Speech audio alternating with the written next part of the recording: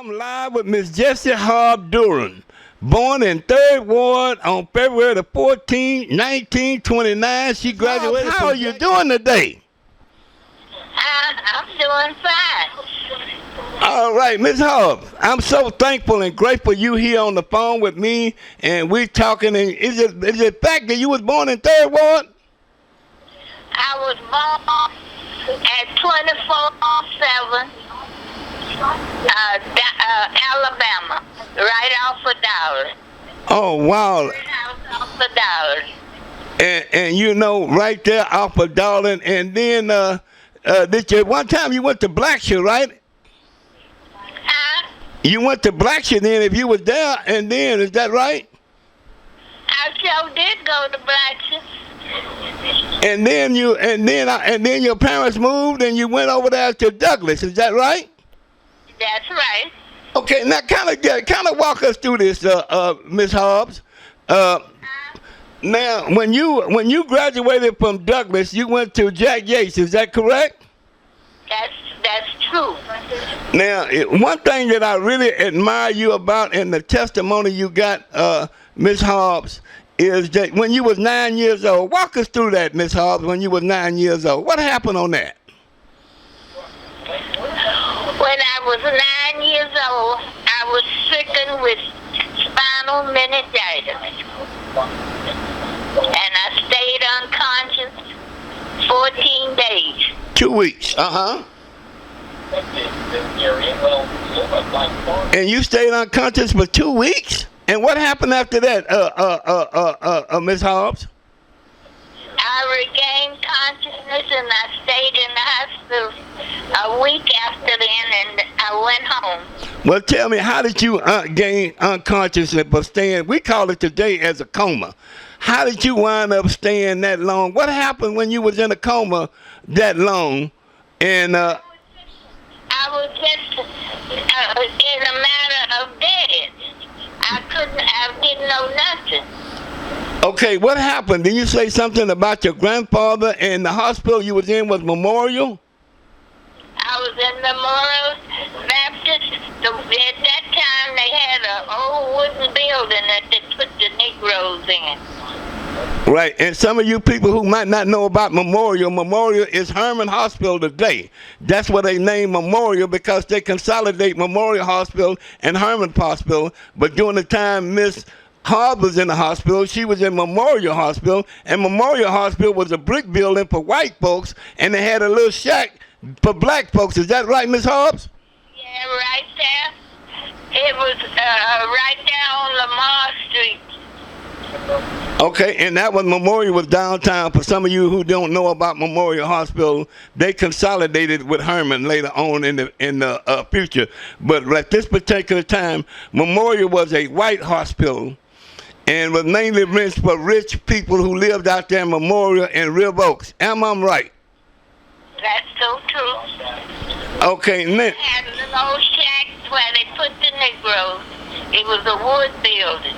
Now, when you was in that little wood building, what happened? The main building and go to a wood building over to go to a wood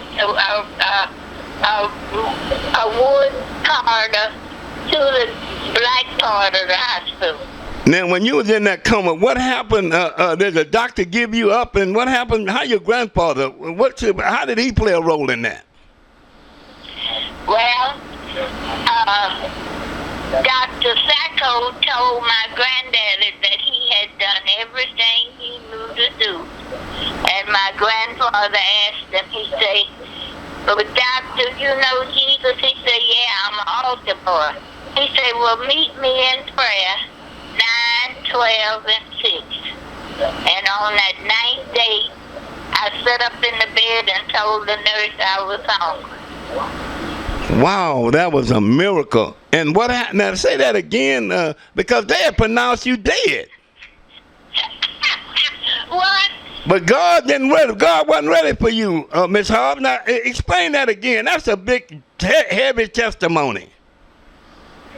Well, I was unconscious for 9 days. Okay. And the nurse come in on the 9th morning, and I told her, I turned over in the bed and told her I'm hungry. The woman flew out the door of the hospital. That's the nurse, right? Yes. And what did she do after you woke up and told her you was hungry? Yeah, and she flew out the room screaming, and she said, "Y'all better come here. This dead baby done come to life." Ain't that something? And who asked to read the poems? How did that go down again? Your grandfather asked the doctor, was he a Christian? Yeah, but when I was in the coma, and the doctor told my granddaddy, he said, "I done everything I know to do," and she's still just praying. He said, "Are you a Christian?" He said, "Yeah, I'm an altar boy." Who asked, was he a Christian, mister? Wait a minute. Who asked, was he a Christian? Your dad? Your grandfather? My granddaddy. Your granddaddy asked the doctor, was he a Christian, right? Yeah, uh-huh. And what the doctor say? He told him, yeah, he was an altar boy. And then what your grandfather do? My granddaddy told him to meet him in prayer, 9, 12, and 6. And what was that verse again? Say that again. What? That verse that he y'all read together? 121st Psalm. And what did that say, Miss Hobbs? That 121st Psalm. What did it say? It says, let me see now, if I can remember. Just remember as much as you can. Oh goodness. But it did when he read. Lift up mine eyes unto the hills, from whence cometh my help. My help cometh from the Lord, which made the heavens and earth. Wow. And after they read that verse, how long was it before you woke up? I woke up the next day. In 24 hours. Don't tell me prayers can't be answered. That's God. Don't tell me Jesus ain't real, because he is real. Say that again, Miss Hobbs. Say it one more time, but some people might not hear you. Jesus is real. I know he's real. And you was He's real in my soul. And you was 9 years old. And how old are you now, Miss Hobbs? I'm 92. Wow. That's 87 years ago. Godly. And you still here at 92 years old. Yes, God and Jesus is real. Now, And let me tell you, when I finished high school, I went to nursing school. And I dedicated my life to the Lord, to help the sick and the afflicted. wow. And when you finished Jack Gates, that was your calling. God had you at a calling at 9 years old, and you answered your calling when you finished Jack Gates in 1948. Is that right? That's right. Wow. And for some of the people, because a lot of people know that I did a lot of video on Miss Maxine Williams, and you remember Miss Maxine Williams yourself because you talked about her club and her restaurant. Am I right, Miss Hobbs? Yeah. Uh-huh. And what was the name of that little? Yeah, what was the name of that little place that she had, Miss Hobbs? El Nino? El Nido. And she said she used to tell me she told me she used to make some good enchiladas. Yes, she did. Wow.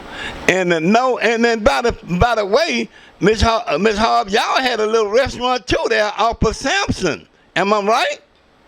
We was on Sampson and Hadley, and then we had the hamburger stand on McGowan and Nettleton. Wow, everybody, this is Miss Hobbs.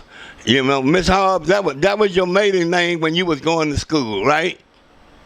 Yeah. All right, and that's why I can always call her Miss Hobbs. And Miss Hobbs, and it's such amazing grace to God that you still here with us to testimony how good Jesus has been and how good God has been to you.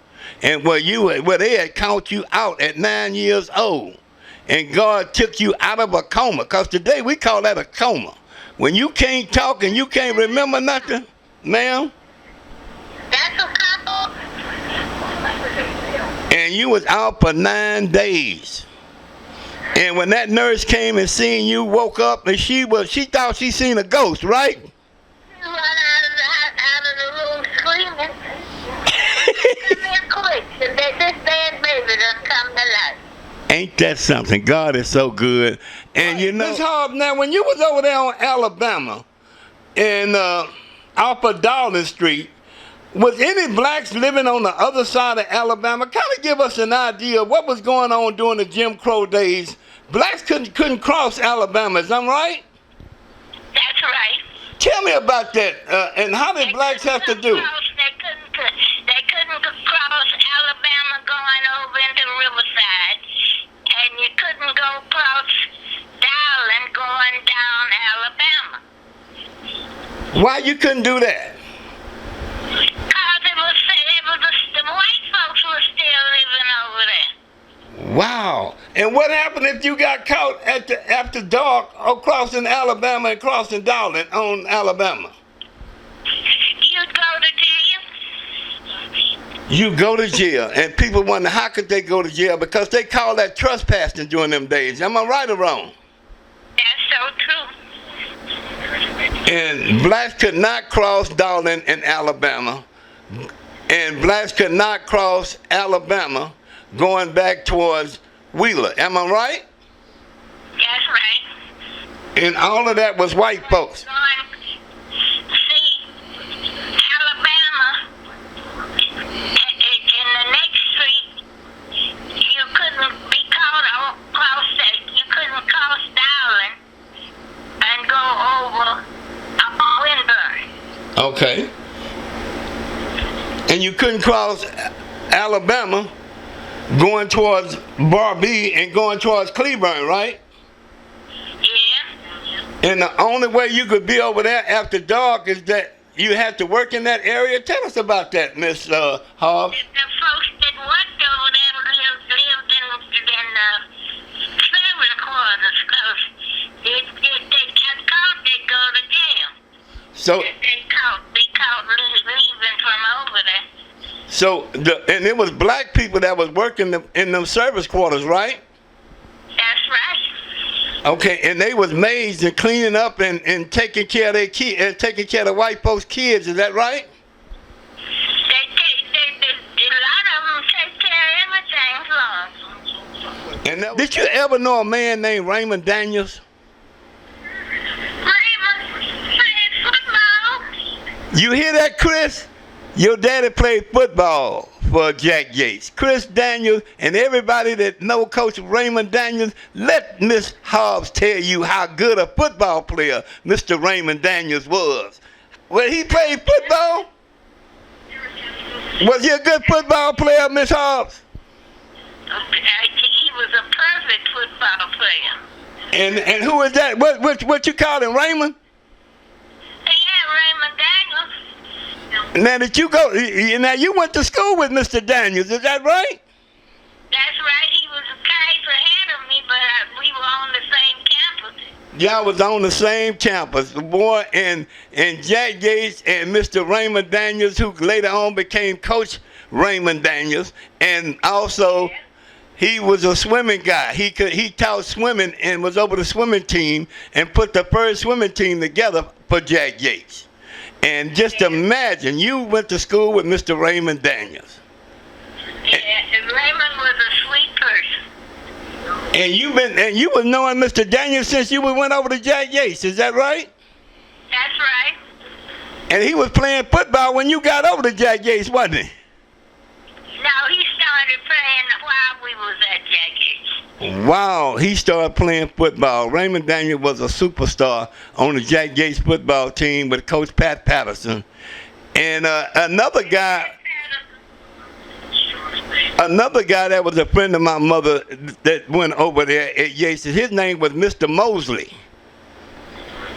And his What was his first name? yeah, he had one arm. They call him Coach Mosley. I know who you talking about. I Right. know who you was talking about. We called him Moses. That was his name. He was a good friend of my mother. He was a coach. He was one of the first coaches to start coaching track over there at Jack Yates. Oh, yeah. Yes, and being able to not only be able to recognize Coach Raymond Daniels and Mr. Mosley, Mr. Holland, and there was another lady over there that taught math. Her name was Bertie Anderson. Did you ever remember Bertie Anderson? I'm sure I know Miss Anderson. See,